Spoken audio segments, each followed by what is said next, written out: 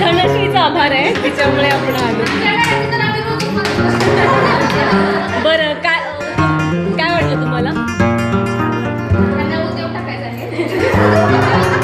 अच्छा, आपण ना फोनवरती बोलूयात, म्हणजे आपण जे बोलणं होईल त्यातनं तुम्हाला काय फायदा झाला तर आपण ते पण बोलूयात. अजून कोणाला काय वाटलं? अनेकदा घेऊ असं वाटलं का काय? मग छान तर सगळ्यांना वाटलं.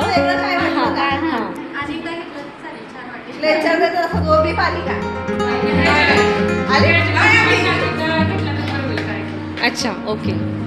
बरं, भाषण कसं वाटलं? कारण माझा